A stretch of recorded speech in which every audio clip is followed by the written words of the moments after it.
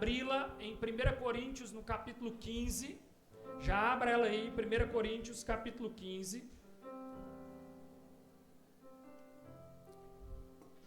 Amém? 1 Coríntios, capítulo 15. Vocês estão felizes, irmãos? É muito bom estar na casa do Senhor, irmãos.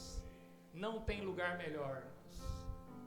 Como a gente procura, né, alegria em tantos lugares, mas não tem nada melhor do que estarmos na casa do Senhor. 1 Coríntios capítulo 15, se você pudesse colocar de pé, se coloque de pé para que a gente faça a leitura das Escrituras. 1 Coríntios capítulo 15, verso 58, então vai estar lá no finalzinho aí do capítulo 15, capítulo 15, verso 58, acharam aí, amém?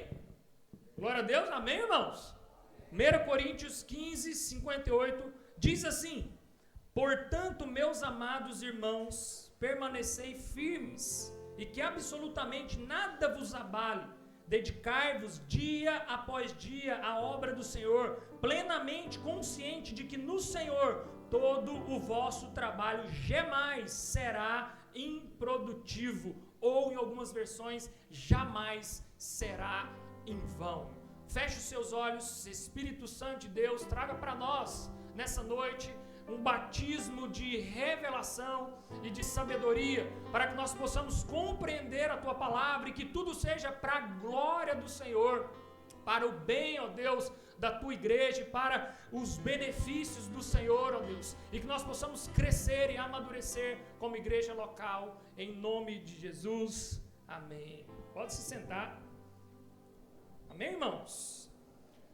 O tema do sermão de hoje é um sermão que eu já havia ministrado ele aqui nessa igreja em 2021 e que agora, né, trazendo novamente esse tema que eu acredito ser extremamente propício para o que nós estamos vivendo e também com um pouco mais ainda de revelação do Espírito, né? Ontem eu conversava com o Joás e é engraçado, eu postei, né, que ia ser esse sermão hoje, como ter motivação no mundo de desânimo, né?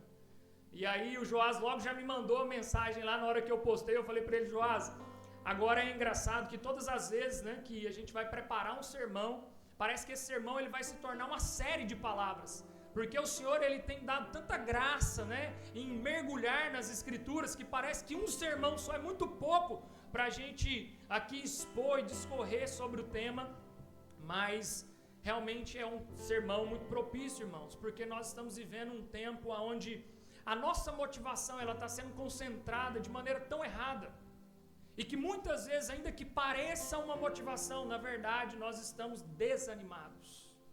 Ainda que pareça que nós estamos motivados, mas nós estamos desanimados, porque nós estamos concentrando energia no lugar errado, nós estamos focados no lugar errado, nós estamos olhando para as coisas erradas. Então eu quero aproveitar um pouco desse texto aqui que Paulo escreve aos Coríntios. Então ele está falando aqui que, portanto, meus amados irmãos, sede firmes e constantes. Uma das características que o povo de Deus tem que ter é a constância, irmãos.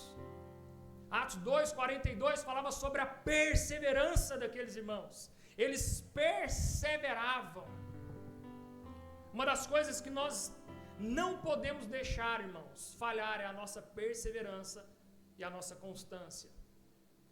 Porque por muitas vezes a gente sofre uma descarga de adrenalina, às vezes, com algum evento, algum acampamento, algum processo que a gente passa, e aí aquilo ali parece ser tão bom, mas de repente passa-se os dias, passa-se as semanas, e parece que a gente se esgota e não tem mais energia para nada. E nós vivemos uma inconstância na nossa fé. Todo e qualquer evento ou movimento, irmãos, ele é saudável para nós, mas ele não pode se tornar a prioridade da nossa vida. Porque nenhum evento, nem os grandes avivamentos da história, irmãos, nem os grandes avivamentos que já houve na história, e nós somos um dos frutos dos grandes avivamentos da história, nem os grandes avivamentos da história tiveram longos períodos de duração. Até mesmo os avivamentos mais profundos, como dos moravianos, né? 100 anos um relógio de oração, irmãos. Os irmãos moravianos começaram a orar. E eles só pararam de orar depois de 100 anos ininterruptos. Foi a maior sala de oração que já houve na história da humanidade. Mas ainda assim ela teve um início e ela teve um fim. Então nós precisamos entender, irmãos, que por mais que a gente possa viver uma experiência intensa no Senhor, nós precisamos manter a constância. Mais do que a intensidade, a gente ter uma boa constância no Senhor. E eu quero trazer então um pouco aqui de ânimo para vocês, mas não ego, irmãos. Não confunda uma palavra que vai te trazer ânimo com uma palavra que vai encher e inflar o seu ego. Então eu quero, antes de tudo aqui, dizer para vocês que para você ter motivação num mundo como o que nós vivemos hoje, primeiro você precisa entender o que é o Evangelho. Nós estávamos semana passada lá na Família dos que Creem e eles estavam na semana da escola de membresia deles lá. Então era no dia que nós estávamos lá, estava acontecendo ao mesmo tempo a escola de membros deles lá. 100 e lá vai pedrado, irmãos, de novos membros. Ou seja, estavam se chegando, o Senhor tem enviado irmãos ali naquela comunidade. 100 e tantos irmãos lá, Murilo, na escola de membros. Provavelmente, a metade dessa turma vai ser reprovada. Aí você fala assim, como assim, pastor? Vai ser reprovado na escola para membrar na igreja? Sim, irmãos. Você pode frequentar, mas para ser membro, você precisa pelo menos entender os primeiros rudimentos. Você precisa se envolver com a igreja local. Você precisa se comprometer com a igreja local, com o seu tempo, com as suas forças e com as suas finanças. Caso contrário, você é um mero frequentador, você não é um membro daquela igreja local. Amém, irmãos? Porque não confunda o corpo de Cristo. O corpo de Cristo, todos nós fazemos parte dele, mas a igreja local precisa de pessoas que se comprometem com suas forças, com a sua energia, com a sua disposição, com as suas finanças, com o seu comprometimento. E uma das perguntas de entrada para o processo de membresia é: o que é o Evangelho para você? E se eu fizesse essa pergunta, irmãos, para vocês hoje, com toda sinceridade, você não vai precisar responder aqui, mas se você tivesse talvez num gabinete pastoral, ou se você tivesse com algum irmão na caminhada no dia a dia, às vezes algum irmão ateu lá na sua empresa, algum irmão na sua família, alguma pessoa na sua família vira para você e fala assim: então tá, já que você é crente, me fala o que é esse Evangelho então? E por incrível que pareça, a maioria de nós, por mais que nós estamos na igreja por anos e anos, vivendo doses de dopamina lá em cima, em vários momentos, dose de depressão em alguns momentos, mas muitas vezes a gente não tem a clareza do que é o Evangelho, pelo qual nós fazemos parte. E aí muitas vezes a nossa compreensão do que é o Evangelho, ela é muito rasa, fragmentada ou ela é inconclusa, o que traz então um desânimo na nossa caminhada. Porque uma vez que nós temos a convicção e a clareza do que é o Evangelho, irmãos, não importa as notícias, não importa o cenário mundial, não importa o dia de amanhã, nós estaremos motivados a todo momento.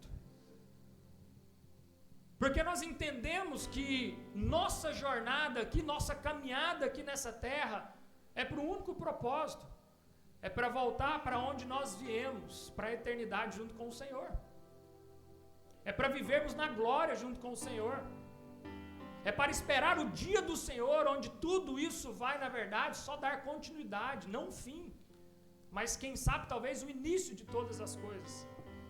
Então nós precisamos entender que a palavra Evangelho, irmãos, no original, ela significa uma boa notícia, ou a boa nova. E quem não gostaria de receber uma boa notícia no dia ruim? E o Evangelho é essa boa notícia.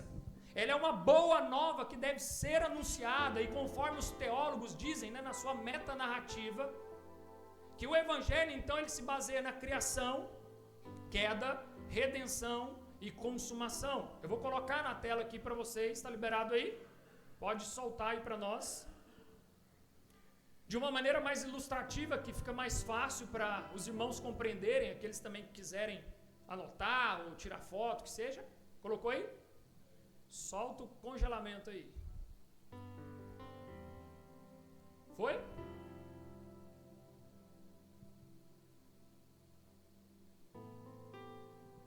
Posso ler aqui? irmãos, eu vou seguindo porque nosso tempo é curto. Como o nosso tempo é curto, não tenho muito tempo para ficar esperando esse. Então, olha só, dentro da nossa metanarrativa, presta atenção aqui. Criação, queda, redenção e consumação. Criação, Deus é santo e nos convida a adorar. Deus, na sua santidade, Ele nos convida a nós o adorar. E então nós conhecemos a história, né? Adão e Eva ali. Então eles comem do fruto que não era permitido. E então vem a queda. A partir da queda, todos nós somos pecadores e fomos afastados. Diga assim, todos somos pecadores e fomos afastados. Então a partir da queda, irmãos, não é um ou outro, não. Todos somos pecadores. E por isso nós carecemos, irmãos, da graça redentiva do Senhor Jesus Cristo. Porque não tinha como nós, por força ou por qualquer método, nós nos salvarmos, irmãos. Não tinha mais como, nós já estávamos condenados. Mas a redenção, Deus então nos salva. E a partir dali Ele fala conosco. A partir então da crucificação de Cristo, há essa redenção. E Deus envia o seu Filho amado para que todo aquele que nele crê não pereça, mas tenha a vida eterna. E você que tem essa consciência da redenção, que você foi redimido, que tudo foi resolvido, que tudo que estava estragado, que tudo que estava distorcido foi consertado, não é esse? Foi consertado através de Jesus na cruz.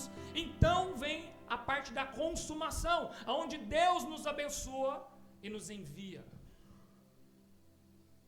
E a partir de então nós estamos debaixo, irmãos, de um envio do Senhor. Nós que estamos em Cristo, nós que fomos alcançados por Jesus, nós estamos então debaixo desse envio. E por estarmos debaixo desse envio, nós precisamos proclamar essa boa nova do Evangelho. Nós precisamos anunciar essa notícia. Nós precisamos propagar essa notícia da boa nova do Evangelho. Até porque seria muita ignorância da nossa parte receber uma notícia tão boa como essa e guardar só para nós, né? Imagina só, todos aqui provavelmente, né, viveram a época da pandemia. E na época da pandemia, tudo que nós mais queríamos era uma boa notícia. Saiu a cura da pandemia, descobriram a vacina. Agora imagina, naquela época onde estava todo mundo preso dentro das suas casas, todo mundo desesperado, sem saber o que ia acontecer, e alguém descobrisse a boa notícia que a cura foi descoberta e ele não contasse para ninguém. Ele guardasse somente para ele. Então muitas vezes, irmãos, nós olhamos para esse contraponto e nós estamos guardando essa boa notícia muitas vezes só para nós. Nós não estamos propagando ela da maneira com que ela deveria ser propagada. E aí tem uma citação que diz, né, do Tim Keller, que vai dizer o seguinte, que o Evangelho tem, portanto, a dose certa de ofensa e a medida ideal de atração. Tim Keller não, perdão, John Piper, atração ideal. Então ali você tem a dose certa de ofensa e a dose certa de atração. É a cruz e o Cristo. Qualquer evangelho que possa ser pregado que só tem Cristo, não é o evangelho. Ainda que tenha Cristo. Aí você fala assim, pastor, mas tem Jesus, está falando de Jesus. Mas se não tem a cruz, não é o evangelho. E qualquer evangelho que só tem a cruz, mas não tem o Cristo que te redimiu, que te salvou, que te libertou, também não é o evangelho. Então John Piper, quando ele fala nessa frase categórica que o evangelho ele tem, portanto, a dose certa de ofensa, mas ele também tem a dose ideal de atração, esse é o evangelho. Por isso que todas as vezes que você ouve o evangelho, você tem que sair motivado, mas ao mesmo tempo você tem que sair constrangido. Porque todas as vezes que você ouve o evangelho, você tem que sentir dentro de você mesmo, falar assim, essa boa notícia, eu preciso propagá-la, eu conheço essa boa notícia, esse evangelho que eu estou ouvindo, eu preciso pregá-lo, eu preciso vivê-lo. Mas ao mesmo tempo também você tem uma boa notícia, irmãos, que já não há mais condenação para aqueles que estão em Cristo Jesus. Então o evangelho, irmãos, diga assim comigo, o evangelho não é apenas um conselho, ele é uma notícia. Então, irmãos, nós precisamos entender que o evangelho ele não é um conselho que você dá para as pessoas. Porque conselho é aquilo que você chega na pessoa e fala assim, eu vou te dar um conselho, e aí você vê se você acata ou não. Não, irmãos. O evangelho é uma boa notícia que você conta. Você chega e conta uma notícia para ela. Essa é a mensagem do evangelho. Conseguiu liberar aí, Dinho, para nós? Não? Porque eu tenho uma citação bem grande agora que eu precisava pôr ela. Não conseguiu? Tá? Trava, vê se destrava aí para nós. Tom Wright vai dizer o seguinte: não se trata de aceitar conselhos sobre moralidade para garantir uma espécie de plano de aposentadoria. Ótimo, liberou. Passa a próxima para nós, por favor. Agora está comigo, né? Isso. Então tá lá, John Piper. Olha só, irmãos, então presta atenção aqui comigo. Então o evangelho ele não é um conselho, mas ele é uma notícia. Olha o que então Tom Wright vai falar. Não se trata de aceitar conselhos sobre moralidade para garantir uma espécie de plano de aposentadoria. Ele coloca entre parênteses, né? Um reducionismo que tem sido feito no meio cristão, aonde basta seguir algumas normas bíblicas e seremos qualificados à vida eterna e recompensados com mansões celestiais. Isso não é o evangelho. Em outras palavras, o evangelho é o anúncio de que Deus permanece inabalável num alto e sublime trono, tendo governo absoluto sobre tudo e sobre todos. Ou nas palavras do salmista, o Senhor reina para sempre, e ainda de eternidade em eternidade, Tu és Deus. Então nós precisamos compreender, irmãos, que o evangelho é Deus reina de forma absoluta sobre todos, sobre tudo. E essa boa notícia, então, ela precisa ser compartilhada, ela precisa ser anunciada. Em Gálatas 6:9 vai dizer: não vos cansemos de fazer o bem, pois no tempo próprio colheremos, se não desanimarmos. Então nós não devemos cansar de fazer o bem, porque no tempo certo, no tempo apropriado, nós iremos colher, se nós não desanimarmos. Mas Satanás, irmãos, tem dominado as pessoas com uma palavrinha chamada desânimo. E aí essa semana, eu ouvindo ali um podcast do Dizscope ali com o Douglas Gonçalves, e ele falou algo muito interessante a respeito disso aqui. E ali ele trouxe um desdobramento sobre essa palavra desânimo. A palavra desânimo é a falta de ânimo de fazer alguma coisa. Então a falta de ânimo de se fazer alguma coisa, principalmente nos dias em que nós vivemos, é pela quantidade de distrações. As distrações da vida têm roubado, sabe o que? O seu ânimo. Agora presta atenção para você entender o que é distração. Distração, irmãos, era um método de tortura na época medieval. E sabe como que era esse método de tortura na época medieval? Eles amarravam os braços da pessoa e as pernas da pessoa e ia puxando em forças opostas. Imagina só, as duas pernas e os dois braços amarrados, e eles iam puxando em forças opostas até despedaçar a pessoa. Isso é a distração. Distração, irmãos, é fazer com que você tenha tanta força oposta te puxando que você paralisa. Por isso que Satanás tem usado muito isso como uma estratégia de nos paralisar, porque é tanta distração que você acaba ficando paralisado. É tanta força oposta te puxando, é tanta coisa puxando você para um lado, para o outro, é celular, é trabalho, é complicações, é doença, é no seu... Quando você vê, você está paralisado. E sabe o que é engraçado? Porque o contrário de distração não é foco. O contrário de distração, sabe o que é? Tração. O contrário de distração é você tracionar em um único lugar. Então, quando você é puxado para vários lugares diferentes, você fica paralisado. Mas quando você é tracionado para um único lugar, irmãos, ninguém para uma pessoa tracionada. É por isso que quando o carro não está dando conta de passar, liga a tração, né? Tá difícil o terreno, tá difícil de seguir, liga a tração. Que aí ele sobe, ele passa, ele vai para cima. Então, irmãos, o povo de Deus anda desesperado, sabe por quê? Porque nós estamos cheios de distração. E o salmista, no capítulo 27, versículo 4, vai dizer assim: uma coisa só peço ao Senhor.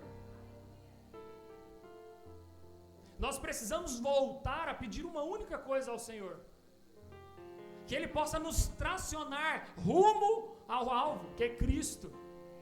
E todas as outras distrações que nos paralisam ao longo dessa caminhada, vamos deixando para trás. Assim como o próprio Paulo disse: deixo para trás as coisas velhas, vou deixando para trás e sigo rumo ao alvo. Então que nós possamos tracionar, irmãos, na direção correta. Deixar de lado tanta distração, é tanta coisa que tem roubado a nossa tração rumo a Cristo Jesus. Efésios 2,6 vai dizer: e nos ressuscitou, juntamente com Ele, nos fez assentar nos lugares celestiais em Cristo Jesus. Deus nos destinou, irmãos, para nós vivermos bem espiritualmente, diga assim, espiritualmente, mentalmente e emocionalmente. Mas a única forma que isso vai acontecer, irmãos, em um mundo, um caos como é hoje, cheio de distrações, a única maneira da gente ser bem espiritualmente, mentalmente e emocionalmente é entendendo o verdadeiro evangelho, irmãos. Caso contrário, irmãos, nós vamos todo mundo surtar com o mundo como está. É tanta coisa na nossa cabeça que é quase impossível não dar uma surtada de vez em quando. Eu acho que o crente tem até direito de vez em quando dar uma surtada, né? De vez em quando o Senhor fala assim: tá bom, dá uma surtada aí, eu vou liberar para você dessa vez. Mas para nós estarmos bem, irmãos, espiritualmente, mentalmente, emocionalmente, eu quero aqui destacar 4 coisas que podem nos ajudar em relação a isso.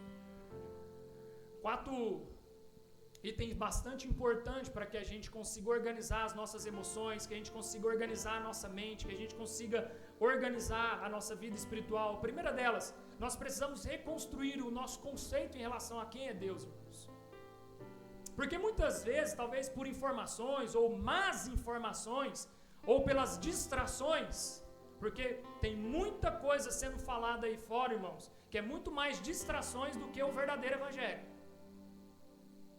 Tem muita gente pregando algo que não é o evangelho, é mais uma distração do que de fato o verdadeiro evangelho. Então reconstruir esse conceito de fato de quem é Deus é muito importante para as nossas emoções, é muito importante para a nossa vida espiritual, porque muitos de nós às vezes vieram de um contexto onde nos foi apresentado um Deus muito carrasco, um Deus ditador. Lembra do evangelho? Ele tem que ter essa porção de ofensa, mas ele tem que também ter uma porção, irmãos, de conforto, uma porção de amor. Mas o evangelho tem que ter sim: aquele que quiser vir após mim, negue-se a si mesmo, tome a sua cruz, siga-me, pois aquele que perder a sua vida, só aquele que perder, esse irá encontrá-la. Então o evangelho, irmãos, ele precisa ter essa dosagem certa, mas muitas vezes nós fomos bombardeados por um evangelho onde só existia a cruz. E parece que tudo que Cristo fez por nós naquela cruz de nada significava. E aí nos foi apresentado então um Deus muito carrasco, ditador, um Deus mau, que aí você fala assim: que é isso? Parece que Deus é mau demais. Parece que aquele texto que vai dizer que Deus é amor, onde que está isso aí? Não estão me apresentando esse Deus de amor. Mas entenda uma coisa: Deus é um Pai amoroso, bondoso e misericordioso, irmãos. Ele é tão bom, irmãos. Nós estávamos falando sobre isso ontem, né? Na reunião com os amigos. Parece que o mundo está num caos tão grande, né? E aí a gente olha e fala assim: nossa, mas o mundo está num caos tão grande, parece que está uma coisa tão feia, tem tanto pecado sujo. Mas deixa eu te falar uma coisa, irmãos: quem disse que nunca houve isso na época antes de Cristo vir aqui. O mundo sempre foi dessa maneira. Não havia justos no mundo. Não havia. Deus olhava lá de cima, se eu achar um justo aí. Mas ele não encontrava. Então, irmãos, o mundo é caído desde o Éden. E tudo isso que nós estamos vendo como pecado, nossa, que pecado sujo, na verdade é as redes sociais que estão trazendo isso à tona. Mas sempre houve, sempre existiu. O mundo sempre foi sujo, o homem sempre foi pecador. Mas Deus, na sua bondade, na sua infinita graça e misericórdia, Ele olha lá de cima e fala assim: eu enviarei o meu Filho unigênito, para que todo aquele que nele crê não pereça, mas tenha a vida eterna. Deus não enviou Jesus porque Ele achou um grupinho assim, ó, um grupinho bonito igual esse, falou assim: ó, tem uma igreja bacaninha ali, né? Os irmãos arrumados, os irmãos bonitos, eu vou enviar Jesus para morrer por eles. Não, irmãos. Deus olhou lá de cima e viu o caos, viu o pecado, viu a humanidade destruída, sendo destruída, e ainda assim, na sua bondade, no seu amor e na sua misericórdia, Ele envia o seu Filho para resolver toda essa situação. Filipenses, ele vai dizer uma frase que diz o seguinte: não importa o que você faça.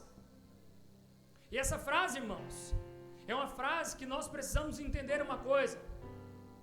Por muitas vezes também nos foi apresentado um evangelho da meritocracia, da justiça própria, onde eu preciso fazer para que Deus faça por mim. Se eu não fizer, Deus não vai fazer por mim. Então Filipenses, através dessa frase, ele vai desconstruir todo esse conceito. Ele vai dizer o seguinte: não importa o que eu faça, Deus não vai te amar mais e também não vai te amar menos. Não é pelo que você faz ou deixa de fazer. O amor dele por você é incondicional. Deus não tem filhos prediletos. Deus não tem filhos favoritos. Deus tem filhos. E Deus ama todos os filhos de igual maneira. Porque Ele deu o seu Filho amado para todos aquele que crê. Então nós precisamos entender, irmãos, que Ele é um Deus que dedicou o tempo tanto para os publicanos quanto para os pecadores. Lembra de Zaqueu? Pequeno Zaqueu, subiu na árvore, Jesus passando, e Zaqueu era um publicano. Jesus, um judeu, que vai então à casa de Zaqueu e fica como hóspede naquela casa. A mulher samaritana, Deus para e não dá água comum para ela, mas dá água da vida para aquela mulher, uma pecadora. Então esse é o Deus que nós precisamos conhecer.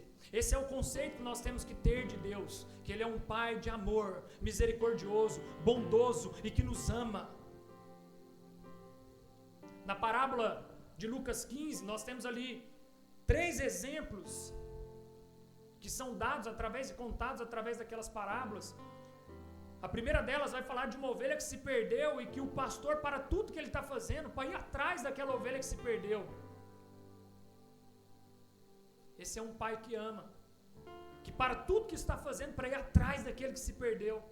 Depois vai falar sobre a dracma, a mulher começa a revirar toda a casa porque perdeu uma moeda. E ela para todos os seus afazeres e revira a casa até encontrar aquela moeda. E aí vem então uma última parábola, e talvez a mais conhecida, né, por todos nós, que é a parábola do filho pródigo, que o filho mais novo, que pediu a herança e que gastou, e a gente lembra só desses pontos, mas nós esquecemos do filho mais velho, que sou eu e você. Enquanto o nosso irmão mais novo estava lá, gastando, fazendo tudo errado, eu e você estávamos na casa do pai como um bom religioso, sem fazer nada, sem ir atrás dele. Mas o bom pai, ainda assim, quando o filho retorna, ele coloca um anel no seu dedo, ele troca suas vestes, ele faz uma festa, porque o filho que estava perdido voltou para a casa do pai. Esse é o pai bondoso, amoroso. E o filho mais velho, que sou eu e você, fica emburrado lá dentro da casa. E ainda fica brigando com o pai: mas eu estou aqui todo domingo, eu venho no culto. Eu chego mais cedo, eu fico na portaria, eu lavo o banheiro da igreja, eu ajudo a fechar a igreja, eu arrumo as cadeiras. E o Senhor nunca fez uma festa para mim. Mas aquele pecador que estava lá fora, sujo, no pecado, veio para cá e você está fazendo uma festa para ele. E eu? Filhos mimados, né? Eu e você, irmãos.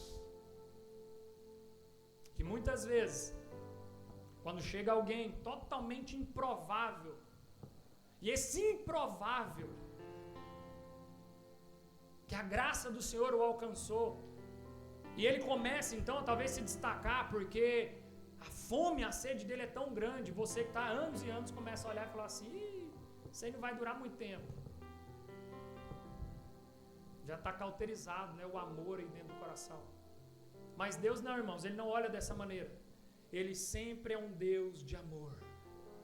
E ainda que eu ande pelo vale da sombra da morte, não temereis, irmãos. Ele vai lá nos buscar. É Ele que vai ao nosso encontro, irmãos. Nós precisamos trocar esse conceito de que nós que vamos até Ele. Ele não está carente te aguardando, irmãos. É Ele que está te buscando. É Ele que está te atraindo. É Ele que está te perseguindo. Não é você que veio até Ele, é Ele que está atraindo você mesmo para Ele. Porque nenhuma ovelha vai ficar fora do aprisco do Pai. E Ele vai trazer e vai reunir todas elas. E a segunda coisa, então, que nós precisamos ter como entendimento para a gente ter uma vida emocionalmente, mentalmente, espiritualmente saudável, é reconhecer as limitações que Satanás tem, irmãos. Por muitas vezes, pregadores, igrejas, deu tanto poder para Satanás, irmãos. Poder que ele nem tem. Deixa eu te dar um exemplo aqui. Satanás é tipo aquele ex-funcionário da sua empresa que foi mandado embora, ficou emburrado e agora quer fazer tudo para destruir a empresa. Mas ele só é um ex-funcionário, irmãos. Todo o poder é do Senhor, não é dele, ele não tem poder para isso. Então a gente tem que tomar um pouco de cuidado, porque muitas vezes a gente fica dando tanto poder, né? Ai, não sei o que, meu filho está doente, é o Satanás, né? Não, é o clima que mudou mesmo, a garganta fica ruim, irmãos. Né? Ah, bati o carro, é o Satanás. Não, é você mesmo que furou o sinal, ou fez alguma coisa errada, ou um outro filho do Satanás atravessou lá. Mas às vezes, irmãos, é você mesmo, não é o Satanás. Agora depende qual a ótica que você quer olhar. Você quer olhar para Satanás ou você quer olhar para um Deus que é o Todo-Poderoso, o Senhor dos Senhores, o Criador dos céus e da terra, o leão da tribo de Judá, o que era, o que é, o princípio, o fim, aquele que está no trono, aquele que tem todo o poder sobre tudo e sobre todos. Qual a ótica que você quer ficar olhando? Então deixa Satanás lá no lugar dele e seguimos tracionados rumo ao alvo que é Jesus Cristo. E nenhuma distração vai nos distrair nesse propósito. Uma outra coisa que nós precisamos fazer então, irmãos, é compreender as necessidades do próximo. Nós precisamos entender, irmãos, que nós andamos em família, nós nos movemos em família. Uma família espiritual pela qual o Pai nos deu. E nós temos que entender esse conceito de igreja universal do Senhor. Igreja universal do Senhor é a igreja do Senhor sobre a terra. Nós não estamos falando de placa de igreja, irmãos. Que se placa de igreja fosse bom, não ficava lá no sol, na chuva, corroendo. Aguardava ela todo domingo após o culto. E guardava a plaquinha da igreja e punha aqui dentro. Irmãos, a igreja universal do Senhor é uma só. É a noiva do Senhor, a igreja universal sobre a terra, a comunhão dos santos, os santos pelo qual estão conectados durante toda a eternidade. Esse é o povo eleito de Deus. Até aqueles que já morreram estão conectados conosco na eternidade, irmãos. Então nós precisamos entender que nós andamos em comunidade. Nós andamos juntos, em comunhão, no partir do pão. Ninguém consegue ser igreja sozinho, irmãos. Cuidado com esse tipo de discurso. Eu não preciso de igreja, eu sou a igreja, irmãos. Esse é um discurso que não vem do Senhor. Você precisa sim de uma igreja local para você ser cuidado, para você ser tratado, para você ser disciplinado quando for necessário, para você prestar contas, para você ter comunhão entre os irmãos, para você partir o pão, para você ter vida na vida, pedra atritando pedra para a edificação de uma casa espiritual. Isso é igreja. Então nós precisamos, irmãos, entender a necessidade. Provérbios 13, 20 vai dizer que aquele que anda com sábio será sábio, mas o companheiro do insensato se tornará mau. Então nós precisamos cada vez mais ou nos tornar essa influência positiva na vida dos nossos irmãos, ou andar com essas influências positivas. Ou você se torna essa influência positiva, esse homem sábio, ou você, irmãos, procura andar com os sábios. Busque andar com pessoas sábias. Aqui deveria ser, irmãos, o melhor local para você buscar conselhos. Esse ambiente eclesiástico deveria ser o melhor local para você buscar verdadeiros conselhos. Nós fizemos uma série inteira aqui falando sobre a vontade de Deus. 5, 6 finais de semana falando só sobre a vontade de Deus. E irmãos, a vontade de Deus, ela está nas Escrituras. Então o melhor lugar para você pedir conselhos não é porque a pessoa é bem sucedida numa área, não, irmãos, o melhor lugar é esse ambiente onde tem homens, mulheres inspirados pelas Escrituras, pelo Espírito Santo de Deus, para virar para você e te dar um bom conselho. Mas eu entendo, irmãos, que nós somos rasos, que nós somos fragmentados no que se diz o Evangelho. É por isso que a igreja é fraca, porque ela não tem se aprofundado no verdadeiro Evangelho. Irmãos, nós temos aqui, até hoje, tem 3 anos que a igreja abriu as portas, essa igreja local. Até hoje nós temos livro do Leandro Vieira aqui. Você sabia que lá em Curitiba dá briga para comprar esse livro, porque não tem mais? Você entende, irmãos? Sabe o que você quer ler? Você quer ler Harry Potter. Sabe o que você quer ler? Você quer ler algum livro que é fácil a leitura, mas que não vai te aprofundar. Então, irmãos, eu estou dizendo isso, sabe por quê? Porque muitos irmãos também compraram, não estou falando para você sair daqui lá e comprar agora, porque você não vai ler, não adianta. A maioria dos irmãos aqui compraram esse livro. Mas qual foi o irmão que leu esse livro? Entende? Como que nós vamos ser, então, uma igreja robusta, fortalecida, se nós não estamos nos aprofundando? E é por isso que muitas vezes entre nós mesmos, quando nós precisamos de um conselho, quando nós precisamos de um apoio, nós não buscamos dentro da própria igreja, e nós vamos buscar fora. O Teófilo Hayashi fez uma leitura bacana sobre o movimento Legendários. Não quero entrar nessa polêmica, tá, irmãos? Mas eu vou trazer, como pastor da igreja, eu preciso trazer essa temática, né? Porque muitos têm perguntado, muitos têm falado sobre esse movimento. E o nome já diz, né? Só mais um movimento. Então, ainda que seja um movimento que possa ser bom ou não, mas é um movimento, irmãos. A primeira coisa que a gente precisa entender é que é um movimento. E todo movimento vai passar. Mas eu não quero entrar nesse assunto, mas podemos depois discutir esse assunto em momentos oportunos. Mas o Theo fez uma boa leitura. Hoje eu vi num vídeo do Theo Hayashi, ele falando sobre o movimento, e ele fez uma boa leitura. E uma das leituras que ele faz é o seguinte: sabe por que esse movimento ganha tanta força dentro da igreja? Porque a igreja não está preparando homens como deveria estar sendo preparado. Por isso que um movimento vem como esse e ganha tanta força. Porque a própria igreja não está usando do evangelho para confrontar homens, porque não está usando do próprio evangelho para edificar homens segundo a palavra de Deus. Porque nós estamos rasos. Porque nós estamos com uma visão fragmentada, nós estamos desmotivados, nós estamos cansados. Mas a Bíblia vai dizer, irmãos, que nós correremos e não nos cansaremos. Ele renova as nossas forças todos os dias, irmãos. Então a Bíblia, em Eclesiastes 4:10 vai dizer: porque se um cair, o outro levanta o seu companheiro. Mas ai do que estiver só, pois se caindo não haverá outro para levantar. O povo de Deus, esse povo que anda em comunhão. Porque se eu estou fraco, tem alguém para me fortalecer. Agora, ai daquele, irmãos, que está andando sozinho. Porque se ele cai, quem vai ser aquele que vai dar a mão para ele? Quem vai ser aquele que vai o ajudar a levantar?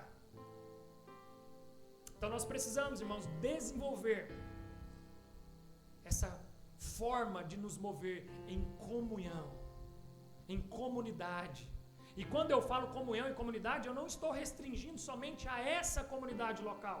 Porque a igreja do Senhor é a igreja na terra, a igreja universal do Senhor. E aonde você for, você vai encontrar irmãos que fazem parte dessa família. Em qualquer cidade, em qualquer estado, em qualquer nação. Hoje pela manhã eu estava vendo lá o Instagram do nosso irmão Renato, né, que foram de mudança para a América. E que lindo, eles mal chegaram lá, irmãos. Sabe qual foi a primeira coisa que eles fizeram? Procuraram uma igreja bíblica, membraram nessa igreja e foram apresentados nessa igreja hoje pela manhã. Sabe o que acontece com a maioria dos irmãos que vai para outra nação? Eu preciso arrumar um emprego, eu preciso trabalhar, eu preciso ganhar dinheiro. Inverte a ordem, irmãos. E é engraçado porque eu ligo para ele, né, e falo assim, já arrumou um emprego aí? Ele falou, ainda não, mas eu já arrumei uma boa igreja. Tá lá com o tio Nico, imagina. Foi parar na igreja do Nicodemos, está enrolado. Glória a Deus, irmãos. Nicodemos é uma das grandes raridades que nós ainda temos vivo, né, na nação. Em 1974, Nicodemos já estava lá defendendo, irmãos, a fé reformada, com ousadia, intrepidez, bíblico. E olha que incrível, o Renatinho conseguiu estar lá e vai congregar na igreja de Nicodemos, irmãos. Prioridade. Qual é a sua prioridade? Onde você, por isso você está desanimado, irmãos. Está dando foco, energia no lugar errado. Distração, forças opostas, puxando você na direção errada. E tem tirado você do lugar certo. Tem te paralisado. Não tem deixado você colocar tração nas coisas do Senhor. E aí muitas vezes, e aí irmãos, eu não vou nem pedir para erguer a mão, irmãos, porque eu sei que isso aqui é unânime, isso aqui acontece até mesmo comigo muitas vezes. Quantos de nós, ao pegarmos esse livro aqui, falar assim, eu vou dar uma lida nele, não dá aquele desânimo, parece. Aí você começa a ler uma vez, uma hora, e você fala assim, nossa, já estou com sono. E não é porque você está num pecado, irmãos, mas sabe por que você está passando por isso? Porque você está desmotivado, desanimado. Não é só porque você está afundado no pecado, não é isso, irmãos. É porque você está tão distraído, você está tão cansado, porque você está focando energia em outras coisas, que quando é para você tracionar a energia no lugar certo, nas coisas certas, você já não tem mais ânimo, você já não tem mais pique para isso. Aí você está cansado. Aí quando fala para vir na igreja, se o culto demora mais do que 2 horas, está todo mundo cansado. Se o culto passa do horário, irmãos, misericórdia, coitado do pastor que está aqui na frente. Todo mundo começa a olhar de cara feia. Cruza os braços, sem contar os irmãos que levantam e vai embora mais cedo. Uma das coisas que eu gostei lá em Curitiba é que o culto lá é 3 horas. Eu estou achando que nós precisamos datar isso aí. 3 horas de culto, irmãos. E eu falei assim, meu Deus, a gente com 1h30 os irmãos já estão de cara feia, parecendo que está com fome. 3 horas de culto. 1h20 de palavra. Irmãos. Uai, pastor, e fica então 1 hora no louvor? Não, irmãos, 3 canções. Bíblia, Evangelho, doutrina, ensino, palavra de Deus. Pipocando de gente, não está cabendo mais gente dentro da igreja.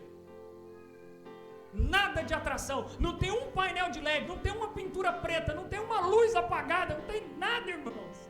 A igreja é branca. Glória a Deus, né, irmãos?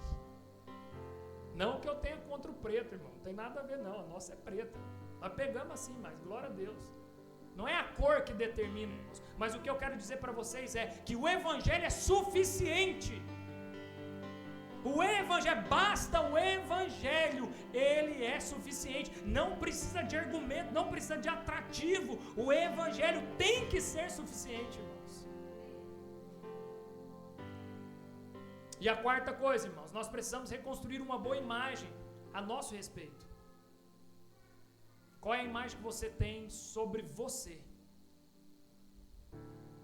Uma das coisas que o inimigo tem tentado nos abalar com essas questões das distrações é criar uma autoimagem muito ruim de nós mesmos. E muitas vezes nós estamos andando cabisbaixo, cansados, depressivos, desanimados, porque nós estamos construindo uma autoimagem de nós mesmos muito errada. Gênesis capítulo 1, irmãos, presta atenção aqui. Gênesis capítulo 1, a partir do verso 26, olha o que vai dizer o texto. E disse Deus: façamos o homem a nossa o quê? Imagem, conforme a nossa semelhança. Façamos o homem a nossa imagem, conforme a nossa semelhança. Eu e você, irmãos, que estamos em Cristo, somos a imagem e a semelhança do Deus Criador. Qual é a autoimagem que você tem construído de você, irmãos? Lembra das distrações? Comparação é uma das coisas que mais tem destruído a nossa autoimagem. Porque você olha para as pessoas e fala assim: tá mais bonito do que eu, tá mais saudável do que eu, tá mais rico do que eu, tá mais feliz do que eu tô lascado. E parece que é todo mundo. E isso vai criando uma autoimagem de si mesmo, aonde vai caindo no mar do esquecimento que você é a imagem conforme a semelhança do Criador. E aí ele continua no texto: e domine sobre os peixes do mar. Presta atenção, domine sobre quem? Os peixes do mar, sobre as aves no céu, sobre o gado, sobre toda a terra e sobre todo o réptil que se move sobre a terra. Em momento algum ele está falando domine sobre o homem. Essa briga de querer um ser melhor do que o outro é uma briga aonde eu estou querendo dominar sobre o próximo.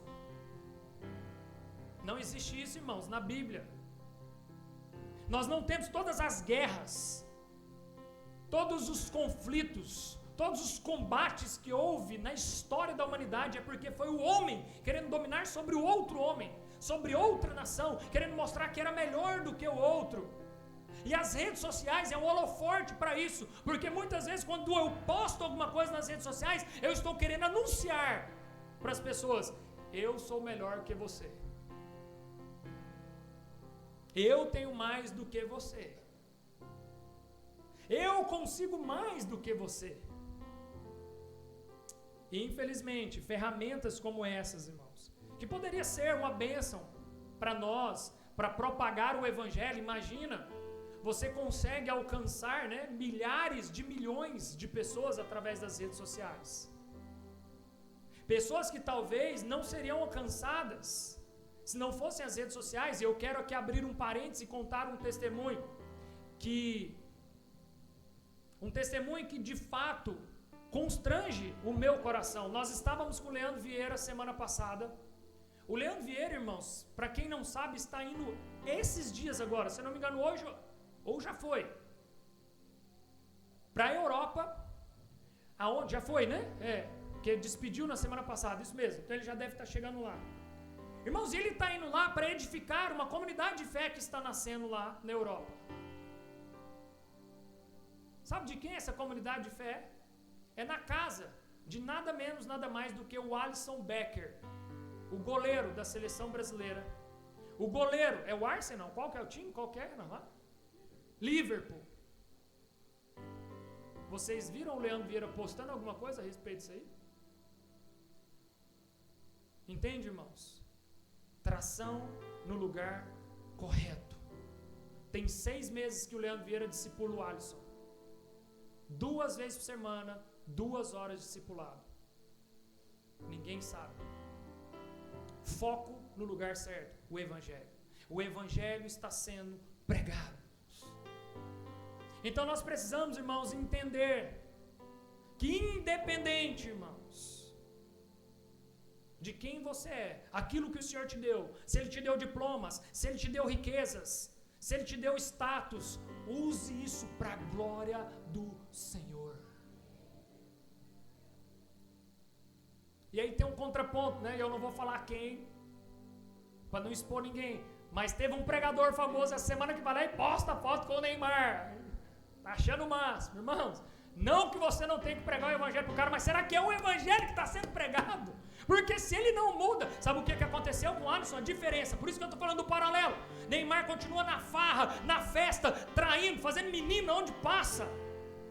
E os pastores estão lá, estou aqui com o Neymar, será que o evangelho está sendo pregado? Diferente do Alisson Becker, que há 6 meses atrás dobrou os joelhos, falou, é esse Senhor que eu quero, pediu perdão para a esposa, mudou de vida, entrou no campo com a Bíblia nas mãos. É esse o evangelho que tem que ser apresentado, uma dose necessária de ofensa. Não é um evangelho que só vai encher o ego da pessoa e que a pessoa vai falar assim, eu amo Deus, mas eu não quero mudar a minha vida. Você não entendeu sobre o evangelho, irmãos, porque quando você entende sobre o verdadeiro evangelho, você quer deixar para trás todas as coisas velhas que te prendia, que roubava você do Senhor, e você agora quer tracionar para o lugar certo, que é Cristo Jesus, e nada mais vai te distrair nessa caminhada. Esse é o verdadeiro evangelho.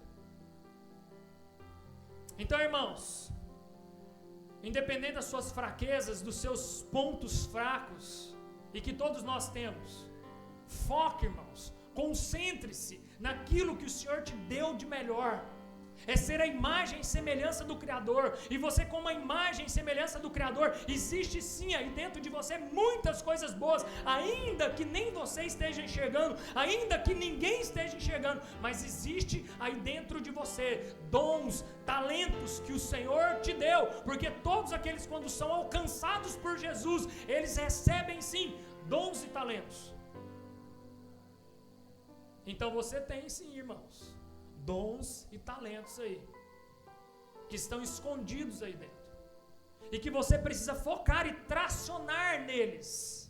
Sabe por quê? Porque o povo era escravo, irmãos. O povo estava como escravo ali no Egito, e mesmo quando eles foram libertos, sabe o que aconteceu? Eles continuaram tendo a mesma atitude, e ainda que libertos, mas a mentalidade ainda estava com a mentalidade de um escravo. E muitas vezes nós, irmãos, cometemos esse mesmo erro, ainda que alcançados pelo Senhor, ainda que redimidos pelo Senhor, mas ainda temos uma mentalidade de escravidão e vivemos como escravo, se prostrando para essa era, se entregando para esse mundo caído, se misturando com as coisas desse mundo, se amoldando com essa era. Mas o apóstolo Paulo categoricamente vai falar lá em Romanos 12:2, né? Não vos conformeis, não se conforme, não se amolde, mas seja transformado, transforme o ambiente, transforme esse mundo ao seu redor, transforme as pessoas ao seu redor. Essa é a chamada que o Senhor tem para nós. E para a gente caminhar para o fim e concluir, eu quero ler Filipenses 4:13, que diz: posso todas as coisas naquele que me fortalece. Naquele que nos fortalece, irmãos, você pode. Preste bastante atenção no que eu vou falar aqui agora, porque isso aqui mudou a direção da minha vida e da minha esposa e da minha casa. Entender que nós podemos todas as coisas no Senhor não quer dizer que nós precisamos de todas as coisas. Uma vez sentado com o Paulo Borges Jr., ele falou isso para nós, e parece que eu nunca tinha entendido da maneira com que ele explicou, mas isso rodou uma chave, rodou algo na nossa mente que mudou completamente, irmãos. Você pode todas as coisas no Senhor, mas você precisa de todas as coisas? Quando nós andamos no campo da necessidade, nós cumprimos demanda e não propósito. Sabe por que nós estamos cansados? Porque nós estamos querendo cumprir metas, nós estamos querendo cumprir demanda e não o propósito do Senhor. Porque quando eu cumpro o propósito do Senhor, eu posso tudo naquele que me fortalece, nada me impedirá. Agora eu vivo cansado, sabe por quê? Porque eu não estou cumprindo um propósito, mas eu estou cumprindo uma demanda. E a demanda cansa. As demandas te fazem cansar. É por isso que às vezes você lê um texto desse e fala assim, a Bíblia está errada, não é possível. A Bíblia está falando que eu posso tudo naquele que me fortalece, mas eu não estou conseguindo nada, porque você está correndo atrás das necessidades de uma demanda, e não naquilo que é um propósito de Deus para a sua vida. E toda vez que você é distraído, forças opostas te puxando para lados opostos, você paralisa e fica cansado. Agora, quando você traciona na direção certa, no rumo certo, no propósito certo, você pode sim, todas as coisas naquele que te fortalece, e correrão e não se cansarão, as suas forças serão renovadas todos os dias. Irmãos, ainda que o corpo cansa, mas quando nós estamos cumprindo o propósito do Senhor, irmãos, é só o físico que cansa, o mental, o emocional, o espiritual não cansa. Nós estávamos lá, em Curitiba, e aí, acabando de dar os testemunhos, são várias coisas que nós vivemos lá, e aí a gente ali com o Leandro, e pensa, o Leandro chegou 7 horas da manhã na igreja, porque tinha escola de membros. Sem contar que foram 3 dias de encontro pastoral. Então, ele já estava 3 dias assim, no gás, atendendo pastor do Brasil inteiro, aquela loucura. E aí, domingo, a gente ficou para ir no culto. A gente foi no culto 7 horas da manhã, ele chegou, porque tinha escola de membros. Aí ficou no culto o dia inteiro, aí nós saímos para almoçar, nós saímos para café, aí não sei o que, aí já era quase 8, 9 horas da noite, e nós já estava tipo assim, cara, vamos pensar o Leandro, ele deve estar cansado, e ele com sangue nos olhos, aonde nós vamos agora? Já fechamos 2 cafeterias, já fechamos o restaurante, o que nós vamos fechar agora? O bom de estar com o Leandro é isso, irmãos. O meu primeiro encontro com ele, nós fechamos uma pizzaria, fechamos no sentido, não literal, fechamos porque é da hora de fechar. E o papo é tão bom que fecha o estabelecimento, mas o propósito não se encerra. Então a gente procura outro estabelecimento, a gente vai para outro estabelecimento, até ele fechar, porque o propósito, irmãos, nunca encerra. Agora a demanda cansa e acaba. A meta, irmãos, ela vai te cansar. E ela vai encerrar. E você vai desanimar, porque acabou. Aí você precisa viver de meta em cima de meta, meta em cima de meta, para você nunca parar de desanimar. Agora o propósito, irmãos, ele é eterno. Por isso que o propósito nunca cansa, porque ele é eterno, ele está na eternidade. Ele é para todo sempre e sempre e sempre e sempre será. Se coloque de pé, irmãos. Eu quero orar com vocês, e para encerrar, eu quero dizer que Paulo, ao escrever essa carta, irmãos, Paulo, ele tinha o conceito correto de quem era Deus. Paulo, ele tinha o conceito correto de quem era Satanás. Paulo, ele tinha o conceito correto de quem era o povo que estava ali ao redor. E Paulo, ele tinha um conceito correto também de quem ele era em Cristo Jesus. Então nós vamos agora em resposta, irmãos. Eu quero convidar você a dar uma resposta ao sermão que foi aqui colocado. E a resposta que nós iremos dar agora, ela se dá de 3 maneiras. A primeira maneira é que nós iremos adorar ao Senhor através das canções, dos louvores. A segunda maneira é que nós vamos participar da ceia. A ceia é o memorial. A ceia é o trazer à memória o Cristo que foi morto ali na cruz. E para quem é a ceia? A ceia é para todos aqueles, presta atenção aqui, a ceia é para todos aqueles que creem em Jesus, creem no seu sacrifício, creem que Jesus está vivo, creem que Jesus reina e creem que Ele vai voltar. E a ceia é também para todos aqueles que estão em plena comunhão com a sua igreja local. Amém? Se você então acredita em tudo isso que eu falei, está em comunhão com os santos, com a sua igreja local, a ceia é para você. E também uma terceira maneira de você dar uma resposta através desse sermão que foi ministrado é com as suas contribuições, seus dízimos e as suas ofertas. Você que nos visita, você está à vontade. Os membros dessa igreja sabem como fazer biblicamente da maneira correta. Você que é visitante, você faça ofertas se caso o Espírito Santo colocar ao seu coração. Amém? Então vamos louvar ao Senhor, conforme os irmãos cantam algumas canções, nós já iremos aqui preparar a ceia. Você que então está de acordo com tudo que eu falei, você então que está na comunhão dos santos, na congregação, na comunhão da sua igreja local, você então assim que estiver preparado aqui, pode sair do seu lugar, vir aqui, pegar do pão, pegar desse suco e aguardar para que juntos nós possamos como igreja ceiar, tá bom? Então quando canta a canção, já pode sair do seu lugar e pegando a sua ceia, amém?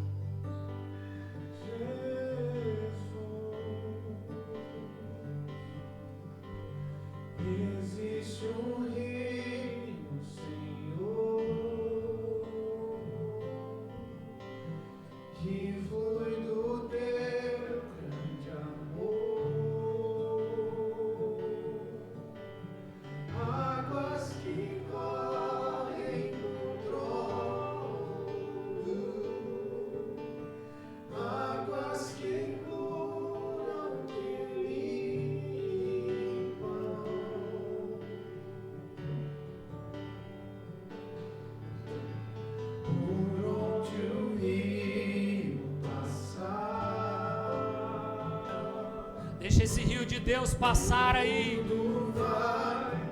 Assim como a mulher samaritana teve acesso a um rio de água viva, uma água viva.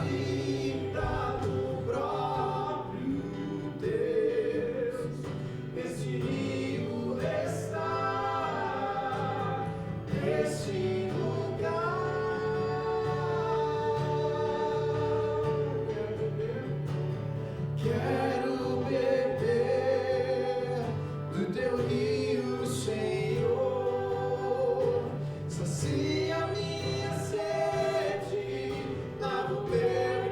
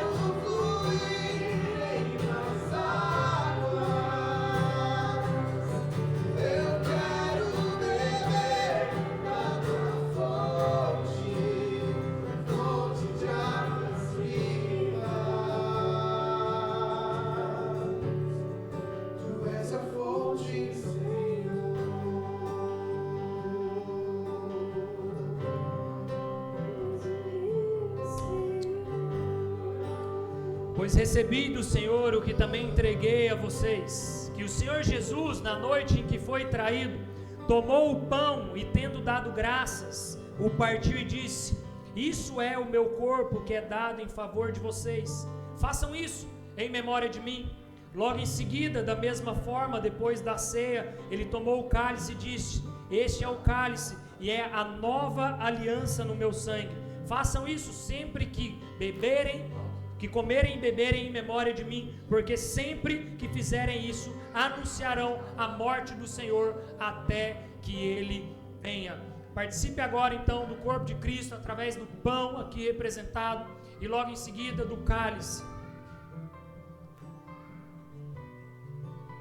A morte venceste, o véu tu rompeste, a tumba vazia agora está. O céu te adora, proclama tua glória, pois ressuscitaste, vivo estás. És invencível, inigualável, hoje pra sempre reinarás. Teu é o reino, tu é a glória, acima de todo nome estás. Te exaltamos,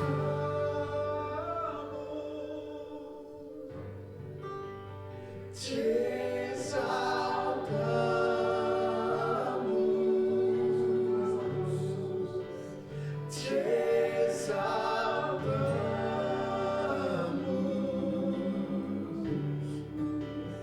ó Senhor.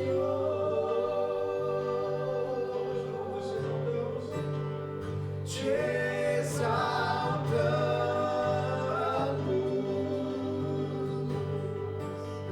te exaltamos,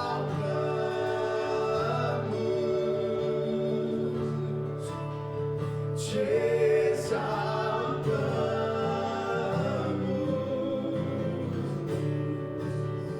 ó Senhor.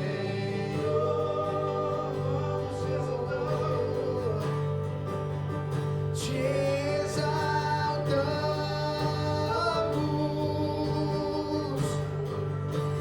te exaltamos,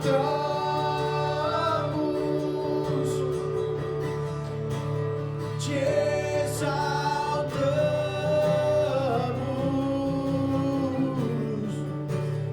ó Senhor. Te exaltamos. Só a igreja. Declare isso, igreja.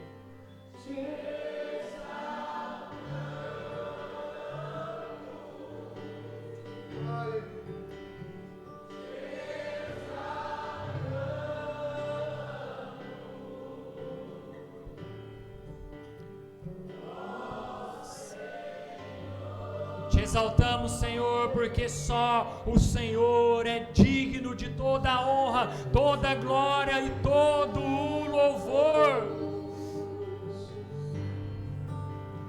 Te exaltamos,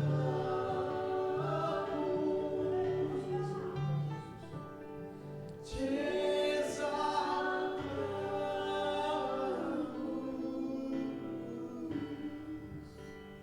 ó Senhor. Aleluia. Se você puder, glorifique Ele com as suas palmas, celebre Jesus. Aleluia. Glória a Deus, exaltamos ao Senhor. Aleluia. Cadê os kids? Irmão, sente-se aí um minutinho. Os kids eu acho que vai ter agora uma apresentação. Chama eles lá. Estão vindo? Senta aí. Segura os ânimos aí. Logo em seguida, irmãos, não saia ainda, espere. Eu quero dar alguns avisos aos irmãos, tá bom? Então não saia ainda. Vamos esperar a conclusão, né, de toda a celebração.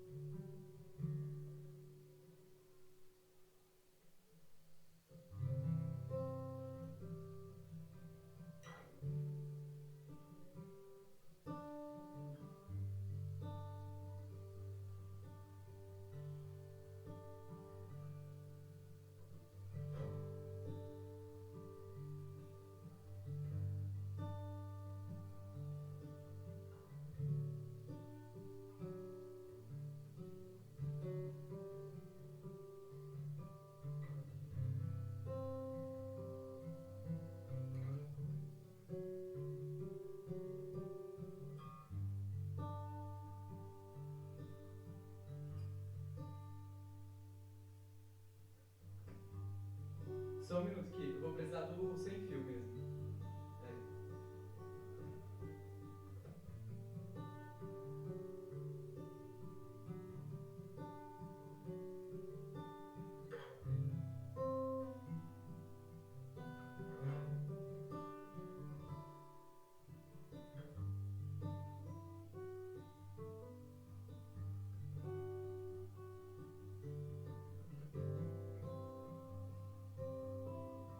Oi. Amém, gente. Paz do Senhor.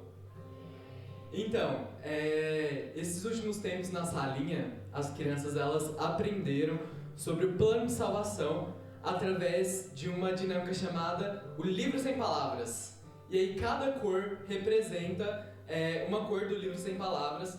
E aí eu já vou estar passando aqui para as crianças porque elas vão mostrar para vocês o que foi que elas aprenderam nesse tempo na salinha, tá bom? O coração amarelo significa que no céu Deus preparou várias casas pra gente, a paz, amor e a glória do Senhor.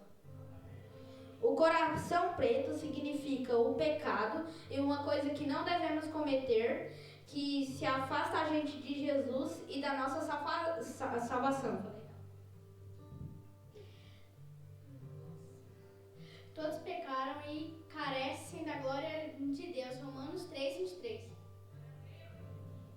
O coração vermelho significa que Deus morreu na cruz por todos os nossos pecados. O coração vermelho representa Deus morreu na cruz por todos os pecados. O coração branco significa que se eu crer no coração e confessar com a boca, eu serei salva. Coração branco significa que depois que Jesus morreu na cruz, ele nos oferece a santificação. O coração verde significa que nós vai crescer. O coração verde significa o crescimento, lendo a Bíblia, louvando, chamando os amigos para conhecer a igreja. Amém.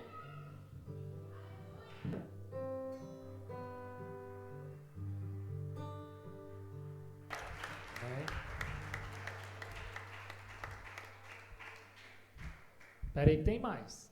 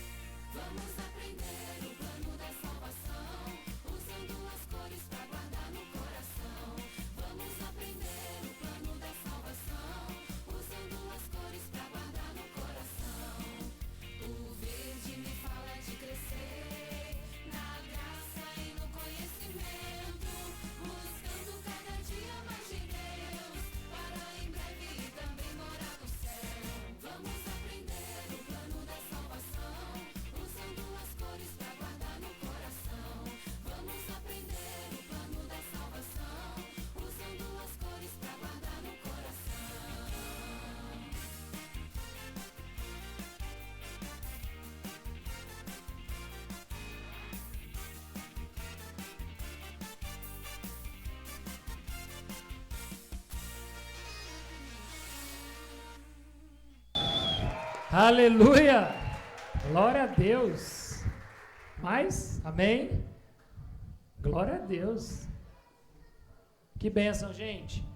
Isso é muito bom, né? Ver essa moçada, essa criançada. Olha que bacana, eles aprenderam sobre o plano de salvação. Nem eu sabia que eles estavam. E a gente está em comunhão aqui, está no mesmo espírito. Amém, irmãos? Bem rapidamente, eu quero também agora só finalizar, dando alguns anúncios, alguns recados, mas antes disso eu quero primeiramente já agradecer a visita de todos aqueles que nos visitam, né?